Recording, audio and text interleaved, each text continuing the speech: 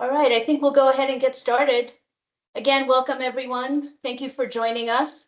This meeting is about Yellowstone National Park's North Entrance Road Reconstruction Project and associated environmental assessment. My name is Christine Gabriel, and I'm the Compliance Branch Chief here at Yellowstone National Park. Today on the panel, I'm joined by an NPS interdisciplinary team, our federal partner, our Federal Highway Administration, and our NEPA contractor, ERO. Next.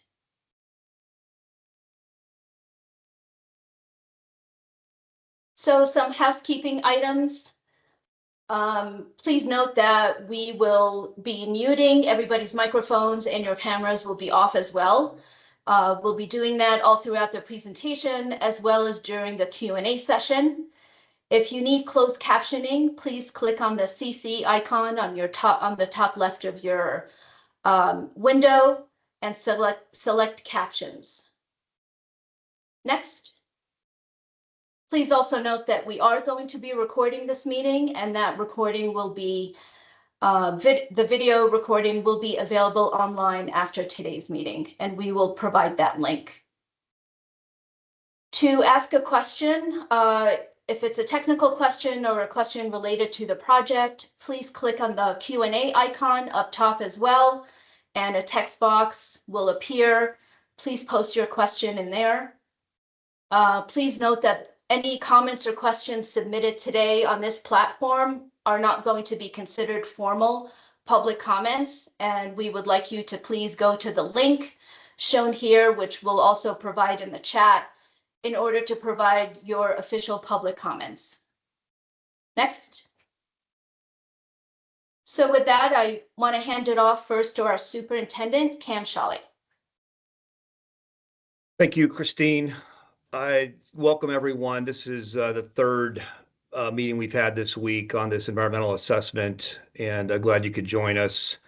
Look forward to hearing your feedback and answering any questions that you might have. If you haven't already, I encourage you to read the EA. It's posted online. We're going to give you some good data and information, some of the high points of the EA, but there's a lot more detail actually in the document itself. Flood happened just over 3.5 years ago. And it's gone by very quickly.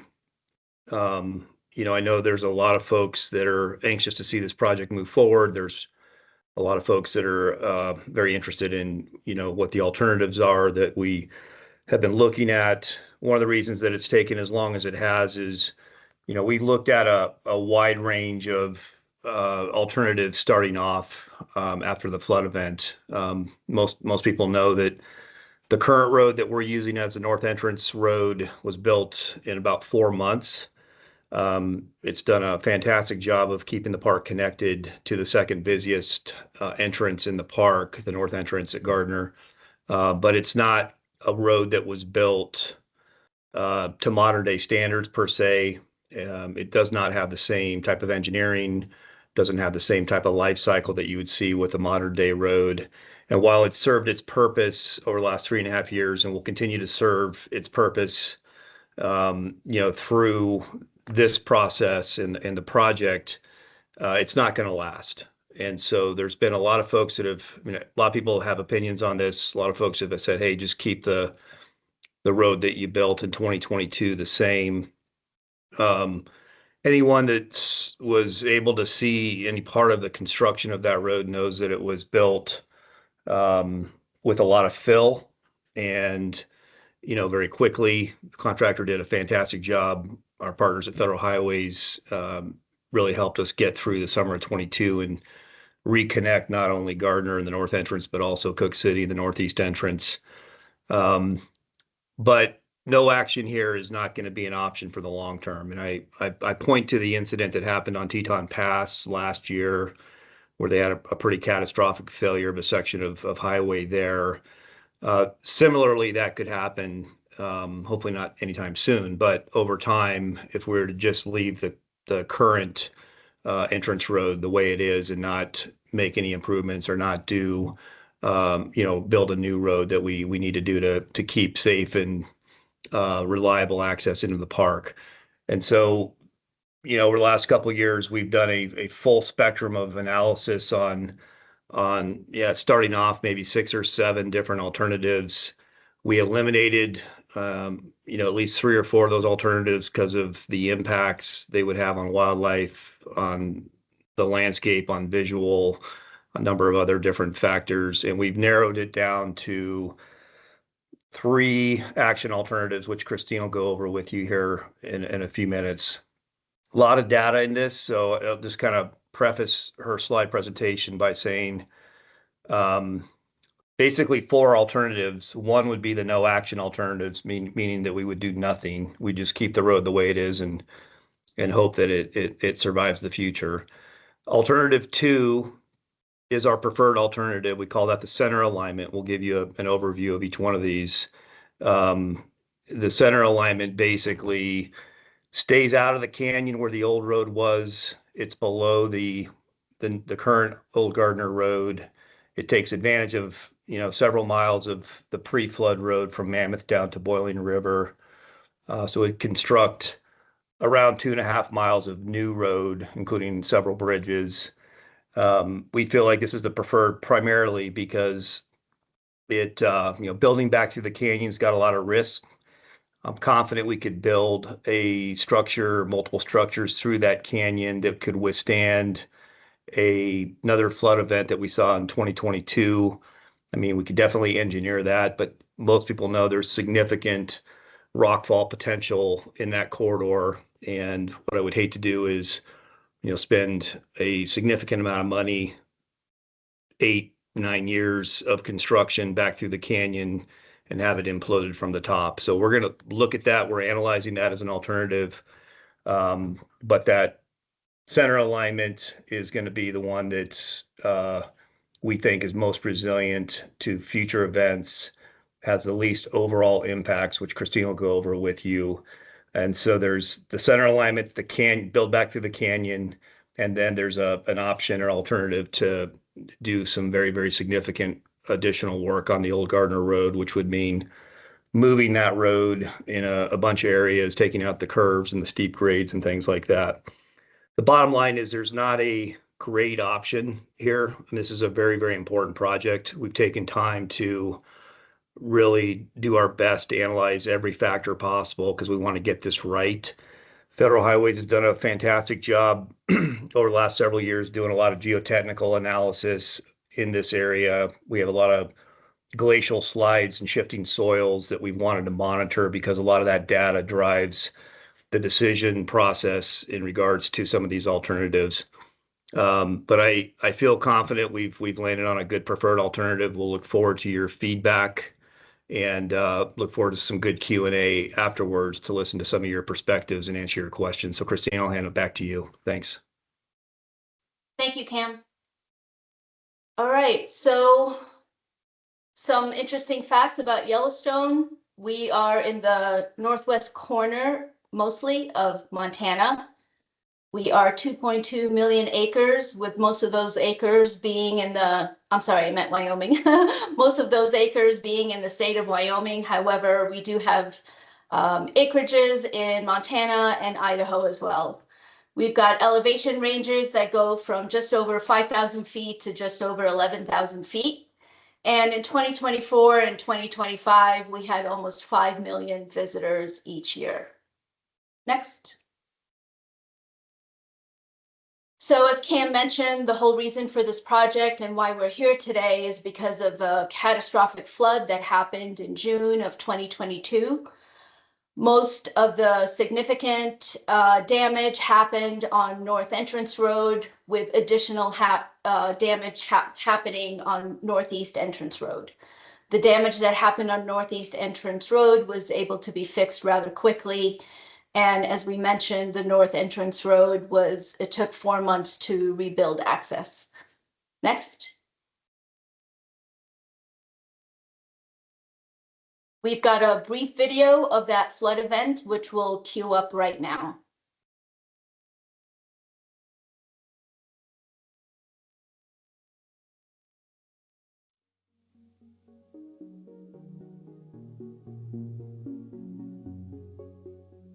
On the morning of June 13, 2022, Yellowstone National Park and surrounding areas experienced a 500-year flood event.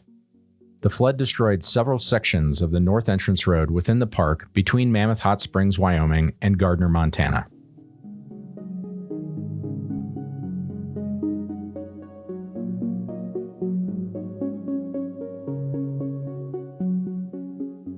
Federal Highway Administration and National Park Service teams immediately began assessing the damage and making a plan to restore access. The old Gardiner Road, now the current North Entrance Road, was identified as a temporary solution, but it required major improvements before it could be opened to the public. Constructed in 1879, the old Gardiner Road was the original entrance road to Yellowstone until it was replaced in 1884.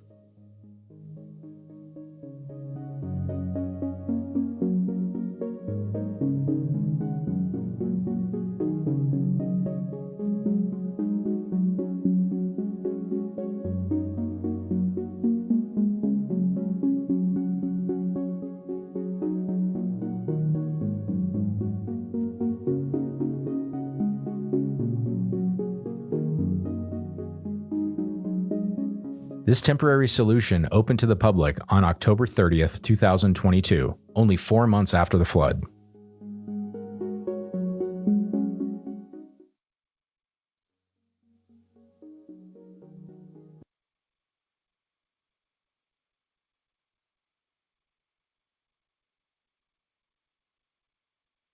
As mentioned in the video, this road was completed in record time. And here's a good example, just a snapshot of a before and after of the work that was done. We did initiate an emergency NEPA action in order to construct the old Gardiner Road. Next.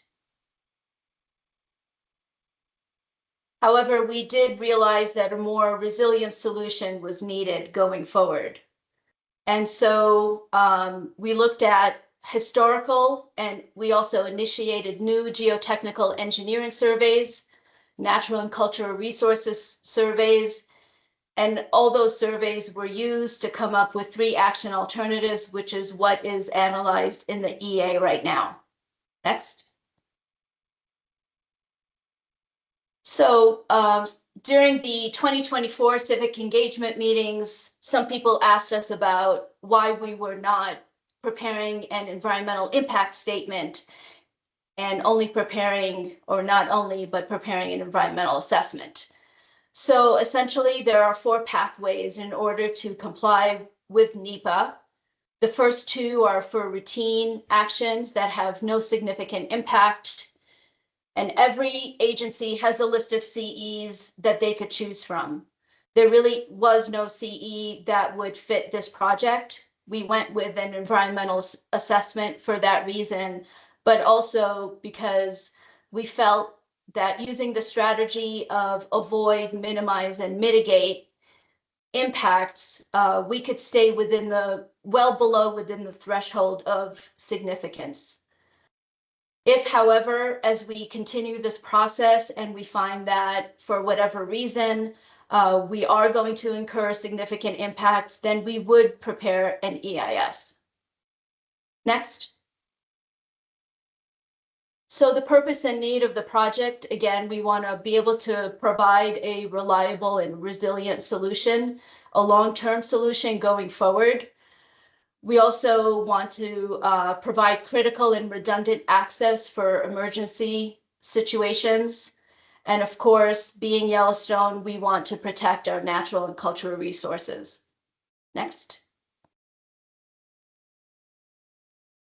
So we looked at several factors as we were developing our alternatives. Again, impacts to natural and cultural resources, impacts to the visitor experience, engineering and technical considerations, including looking at potential geological hazards, visual impacts on the landscape, resiliency to future climate events, and while not a NEPA topic per se, cost, of course, in the real world is something that we do have to consider. So as a result of this, as Cam mentioned, we've got 1 no action alternative, and 3 action alternatives. Next. So the action alternatives include the following. Alternative 2 in red is what we're calling the center alignment, and that is our preferred alternative. Alternative 3 in blue is the OGR alignment. That's the road people are using right now and the one that was constructed immediately after the flood. Alternative 4 in purple is the canyon alignment, and this is the pre-flood entrance road that was damaged. Next. So regarding all the action alternatives, there are some commonalities between all of them and some things that we were shooting for. The first being some minimal guidelines and standards regarding road design. So for example, having 11-foot wide travel lanes, 4 to 6 foot wide shoulders with a total width of 30 to 34 feet. We want to improve geometry and drivability. We also want to have a maximum grade of not more than 9% and a post-construction speed limit of about 35 miles per hour in most segments. Next. Regarding parking, turnouts, and trails, we wanted to be able to provide improved parking areas and trailheads, whether we're using existing ones or creating new ones. Again, to minimize impacts, we're looking at using planned parking and pullout areas as construction staging areas to minimize impacts on the landscape, and they would be converted into those parking and trailheads right before opening. We're also looking at new turnouts within the corridor in areas that would be of interest to the driving public. Next. So whenever possible, we're looking at segments of the old alignments being converted to trails. So for example, with the canyon alignment, if we were going to go with the preferred alternative, there are portions of the canyon alignment that we could use as trail, and also going with alternative 2, which is the preferred alternative, we would turn the old Gardiner Road into a multi-purpose trail. The other thing we're looking to provide are improved or new trailheads, including the Slide Lake Overlook, the Beaver Ponds Overlook, the 45th Parallel Monument, and Boiling River. And we'll point those out in another video that is upcoming. Next. Regarding facilities, we're looking to provide comfort stations, including restrooms along the old Gardiner Road and the center alignment. Currently, there aren't any. We want to be able to comply as much as possible with the ADA Act and provide accessible restrooms and parking areas. The other thing that was damaged during the flood was a buried sewer line that went from Mammoth to Gardiner. And we're looking to recreate that line. Engineering studies, for right now, it looks like putting it under the OGR alignment is the best option for us, as it would be gravity fed. Next. So the resources that we analyzed and the topics that we kept in the EA include the following: vegetation and soils, wildlife and wildlife habitat, wetlands and surface waters, geologic resources, cultural resources, and the visitor use and experience. Next. Regarding vegetation and soils, there are going to be some short-term impacts and some permanent impacts. Most of the short-term impacts are going to be related to construction activities, and they include things like vegetation removal, soil disturbance, compaction, and there's always the potential of introducing invasive weed species. However, through mitigations and best management actions, permanent impacts to the park would only be 29 to 47 acres, depending on the alternative. And remember, in the first couple of slides, I mentioned that Yellowstone is 2.2 million acres. So it's important to put that into context. Next. Regarding wildlife and wildlife habitat, again, we've got temporary and permanent impacts. Temporary impacts, again, during construction, there would be some wildlife displacement, of course, and that would range from 5 to 9 years, again, depending on the alternative. There would be that 29 to 47 acres of habitat loss, again, like I mentioned, but remember context, and we would still consider that not a significant impact. Through our surveys, we know that we have suitable habitat in the project area for up to 13 rare plant species and 8 state listed species. And again, as a part of our best management practices, we would be monitoring during construction to see if we can locate those species, if they exist, and try and transplant them. Next. Regarding wetlands and surface waters, so for alternative 2, which is the center alignment, and alternative 4, the canyon alignment, part of the road would still be within the Gardiner River floodplain. For alternative 2, as compared to alternative 4, there would be fewer miles of road within that flood zone, and therefore less potential for erosion and sedimentation. Alternative 2, also the center alignment would have fewer structures needed, such as bridges and culverts. Alternative 4, again, going back into the canyon, would require a lot more infrastructure. Next. So we also looked at geological resources. We've got potential impacts from things such as rockfall. So any road segment essentially that takes us back into the canyon, there would be a potential for rockfall. In alternative 2, the center alignment, there would be less severe potential for impacts from these types of hazards. Alternative 3, which is the OGR alignment, the current road we're using, we are monitoring because the Slide Lake area is considered dynamic. It does have a potential for a landslide. Alternative 4, the canyon alignment would really have the most risk in terms of these types of impacts. We're talking about rockfall, debris flows, and landslides. Next.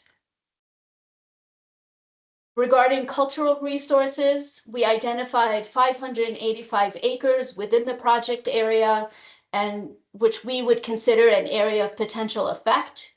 And we identified 31 cultural resources sites. There, again, would be direct and indirect impacts. Direct impacts, depending on the alternative, would range from 9 to 11 sites, with indirect impacts, including things like visual impacts to those 31 sites. Next. So how do we go about limiting impacts? Again, we're using a strategy of avoidance, minimization, and mitigation. There were many times during the design process, and which is still ongoing, where if we found a sensitive resource, we were able to divert the alignment to avoid said resource. We did that with wetlands, we did that with cultural resources, as well as some natural resources when it came to some old growth trees within the project area. Our next best option is to minimize impacts as much as possible where we can't completely avoid them. And these are using things like best management practices, especially during construction. And then finally, using mitigation, again, to keep those impacts well below the threshold of significance. And we have a list of those impacts in the EA Please look to Appendix A for a list of those measures. Next. For soils, vegetation, and wildlife habitat, we would, for alternative 2 and 3, so alternative 2 being the center alignment and our preferred, and alternative 3, the OGR alignment, we would be able to go back into the canyon and reclaim 7 acres and reclaim it for vegetation and wildlife habitat restoration. We would also be able to improve bank conditions along the Gardiner River in those areas that were damaged by the flood. Next. Regarding wetlands and floodplains, this is a great example of our avoid, minimize, mitigate strategy. So temporary impacts to stream bed and wetlands include the following. So it would be a little over 1,500 linear feet that we would have to impact during construction. However, after mitigation and after construction, it would only be 30 linear feet impacted regarding the stream bed. For wetlands, again, during construction, there's up to a third of an acre of wetlands that would be impacted. However, after mitigation, we would have only 0.031 of acres that would have to be permanently impacted.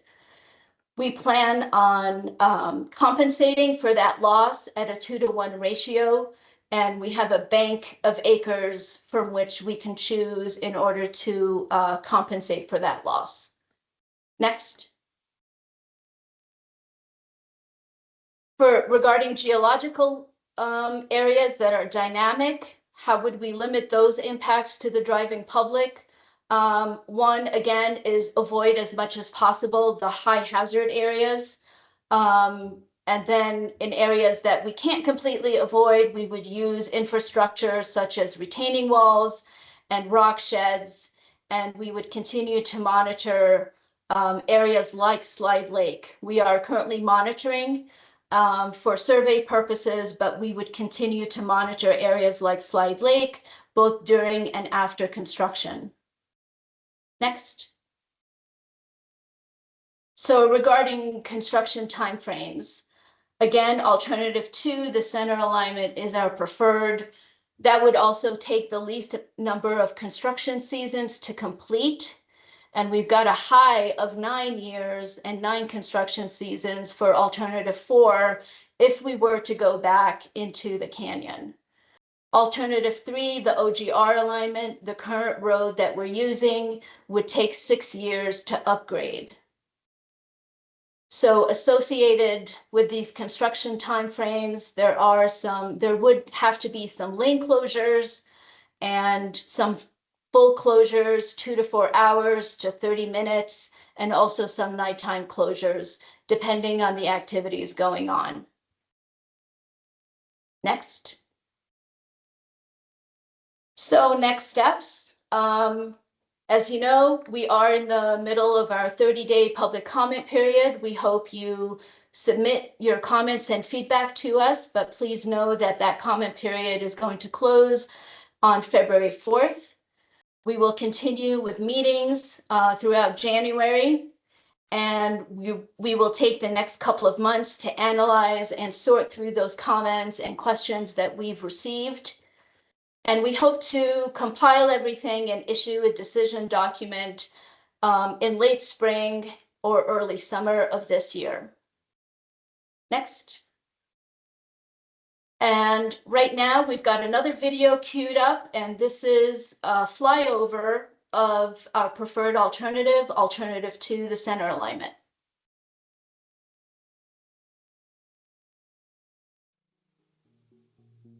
The North Entrance Road Reconstruction Project will occur between Yellowstone's North Entrance in Gardiner, Montana, and the park's headquarters in Mammoth Hot Springs, Wyoming.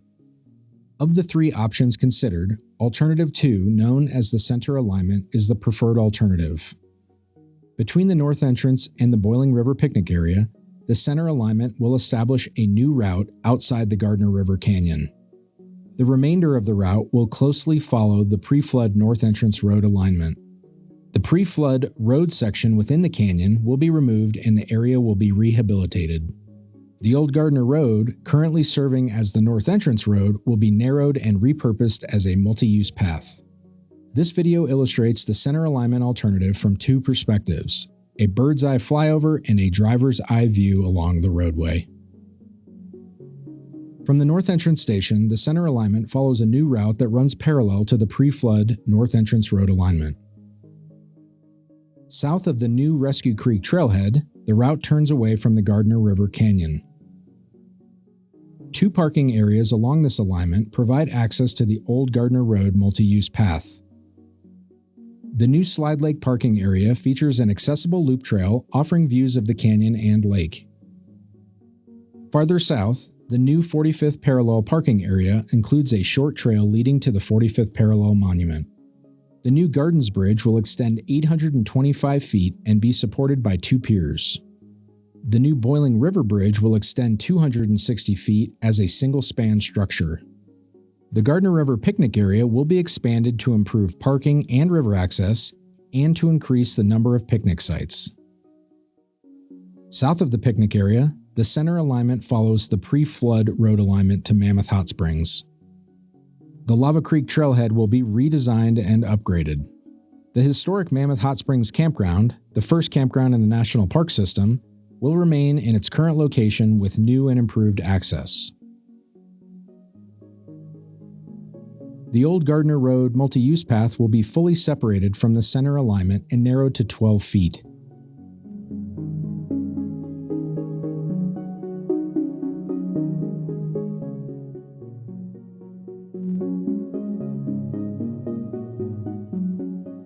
To meet Federal Highway Administration standards, the center alignment will be 30 feet wide, consisting of two 11-foot travel lanes and two 4-foot shoulders.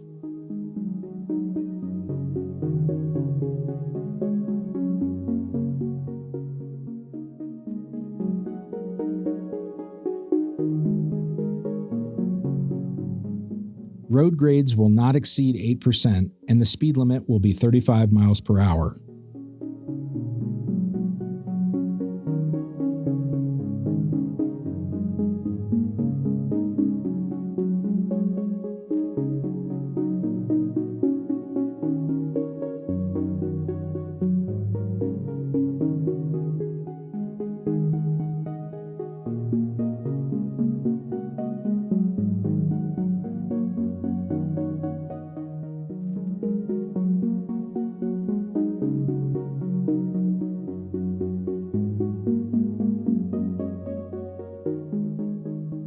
Both bridges will include pedestrian sidewalks and underpasses.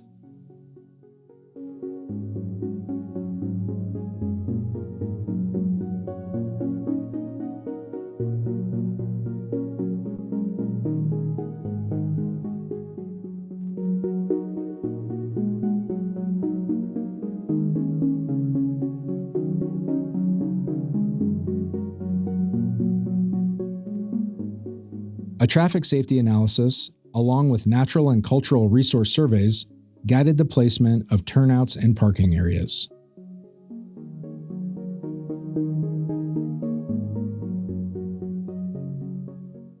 The alignment will add 134 parking spaces and 19 turnouts over the 5-mile length of the road.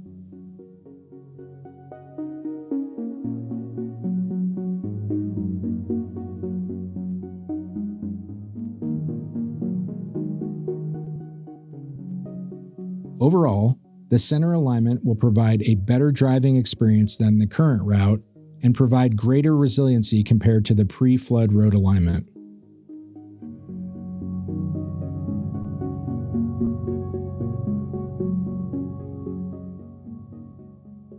The new Rescue Creek trailhead will provide parking for stock and passenger vehicles, and a new stock bridge will reestablish access to the Rescue Creek Trail.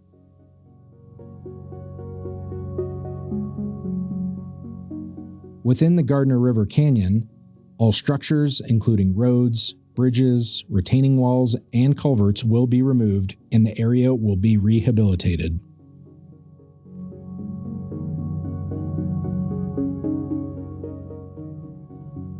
The new Gardiner River Canyon trailhead will provide an accessible trail following the pre-flood road alignment into the south end of the canyon. These restoration efforts will return the canyon and surrounding areas to their natural state, improving riparian habitat, the visitor experience, and long-term resilience.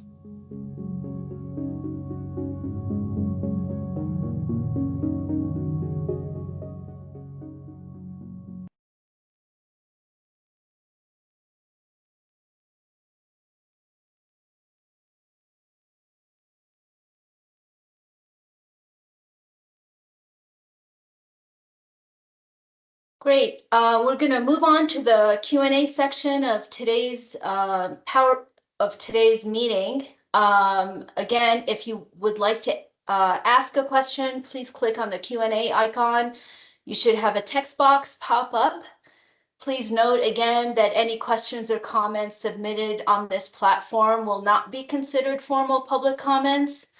And we would prefer if you could please go to our park planning and public comment website, the link of which is in the chat and is provided here and in other materials as well. Next. So again, to make formal comments, once you go to our project website, on the left, you will see a tab for document list. Click on that, and you'll find all the materials from this public involvement effort, including the PowerPoint, the posters that we showed during yesterday's in-person meeting, an FAQ, handout, and other materials associated with this project, as well, of course, as the EA itself. If you click on the tab that says Open for Comment, that is where you'll be able to send us in your comments regarding the EA and the project. If you prefer to mail your comments in, this is the address that you would use.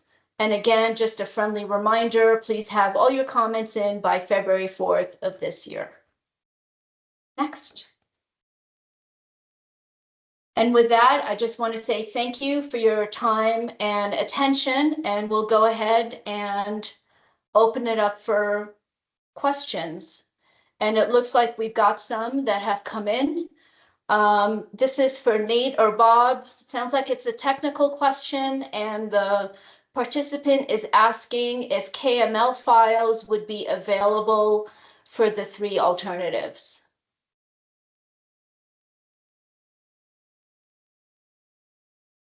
Yeah, I'm Nathan Jones. I'm the project manager for Federal Highway Administration. I believe all the public information we're providing is on that Pepsi website. There are alternative descriptions and basically PDFs that show those locations. Federal Highway will work with the Park Service to see about adding other file formats to that public-facing information. Great, thanks, Nate. Next question, will the Boiling Springs River access be restored? And I'll hand that to Bob.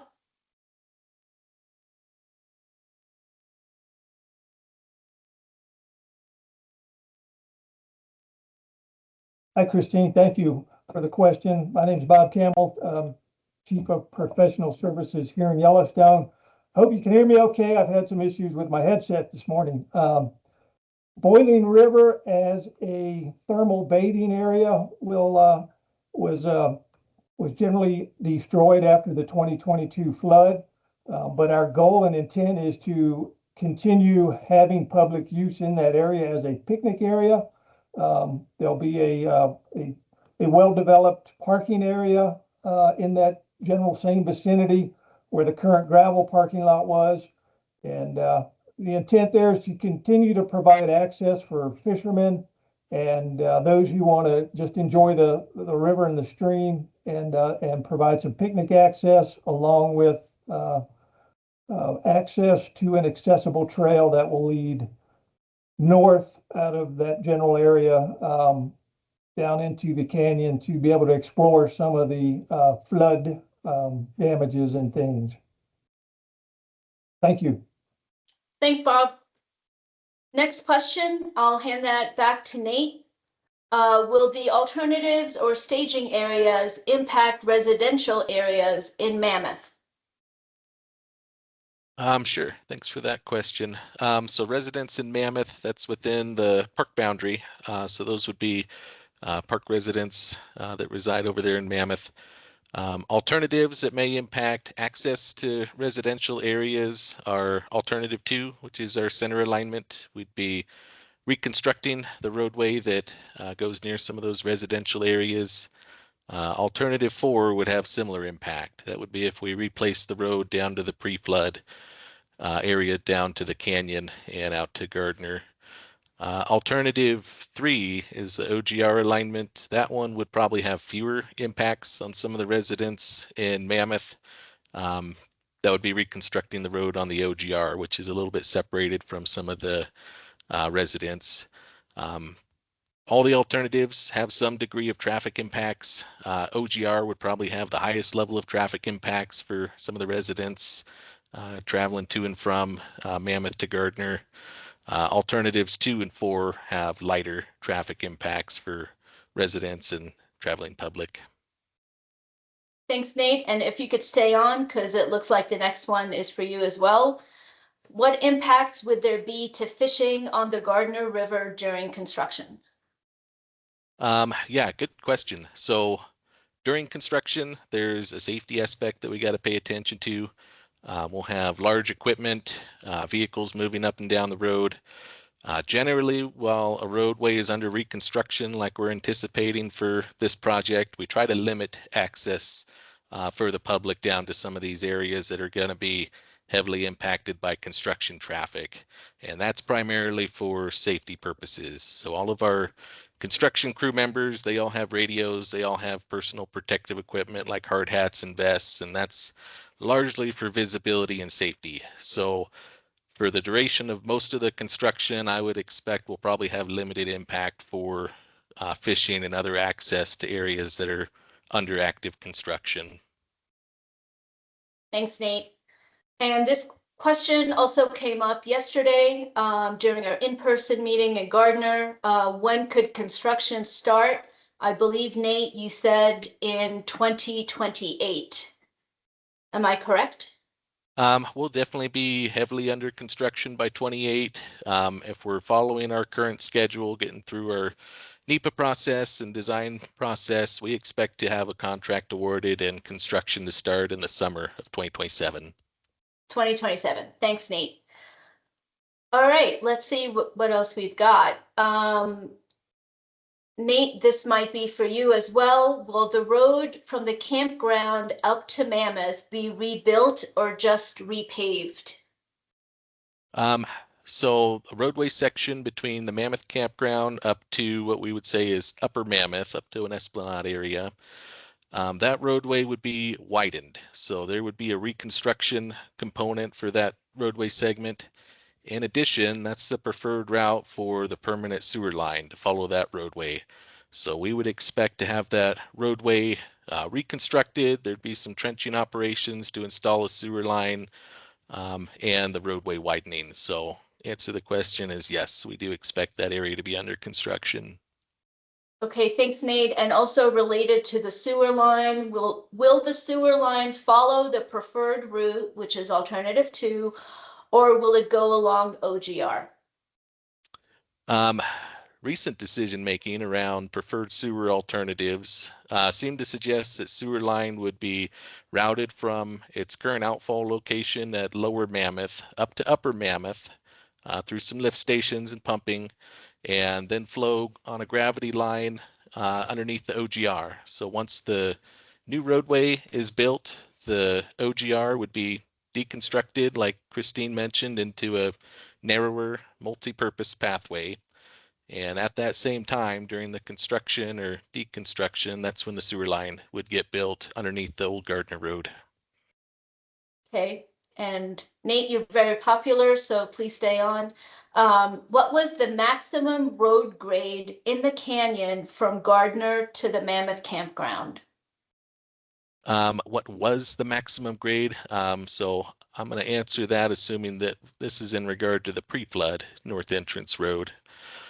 So pre-flood, the roadway that went from Gardiner up to Mammoth had stretches that went 9% maximum grade. So with our reconstruction, we're going to soften those grades a little bit, especially in that section from kind of Boiling River up to Mammoth. We're going to reuse, as we saw in the video, that stretch of alignment, but reduce the grade from 9% to a maximum of only 8%. Okay. Next question, I think I can answer this one. Will the old Gardiner Road be a paved trail or gravel? I believe we decided it's going to be a paved trail for several reasons. One is we want to make it ADA accessible. Two, we want to make it also accessible to emergency vehicles. So it will be paved. One more question coming in. What's the rough cost estimate for the preferred alternative? Nate, do you want to take that as well? And we might as well mention the costs for all the alternatives too. Yeah, you mentioned cost was something criteria that we need to evaluate. So alternative 2 and alternative 3, that would be the center alignment and the OGR alignment. Our preliminary estimates were similar for those two. They fall within the $200 to $250 million range. Alternative 4 would be to rebuild the pre-flood North Entrance Road down in the Gardiner River Canyon. That one has more extensive structures, would be a more technical, longer-term rebuild. We expect that one to be, preliminary estimate is 300 to 350 million. Thanks, Nate.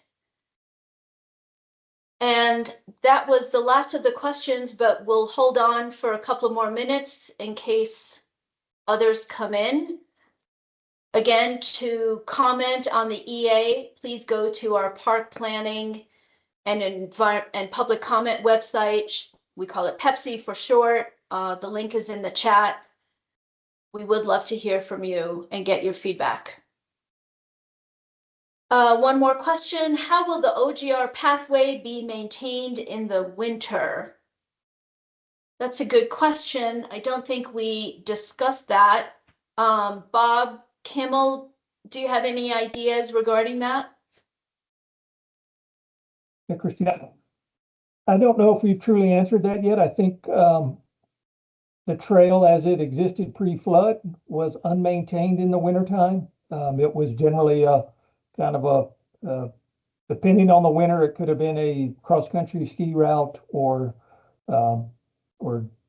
snowshoeing. I think those are some operational conversations that still are on the table. And certainly if there's an opinion from the public around that issue, it'd be great to hear it, because it's a conversation that still needs to be had within the park. Thank you, Bob. One other question about funding. What is the funding source? And maybe I'll hand that one to Cam or Nate. Go ahead, Nate.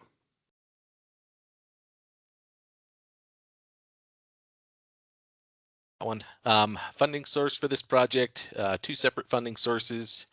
Once the flood hit us back in June 2022, we had some emergency relief, ERFO federal highway funds that were allocated this project for the emergency repairs that we saw the video on that took place in 2022. There was some funding associated with that emergency ERFO funds for the permanent repair. In addition, there's some congressionally appropriated disaster supplement funds that's going to fund probably a large component of the permanent repair project. So ERFO funds and congressionally appropriated disaster supplement funds. Thanks, Nate. Much appreciated. All righty. Looks like that was the last question. I think we'll wait a couple of seconds more to see if there's any last minute comments or questions. Otherwise, I want to say thank you to everybody. Thank you to our Park Service, ID team, and Federal Highways. We hope to hear from you soon and we look forward to your continued participation on this project. Thank you and have a great rest of the day.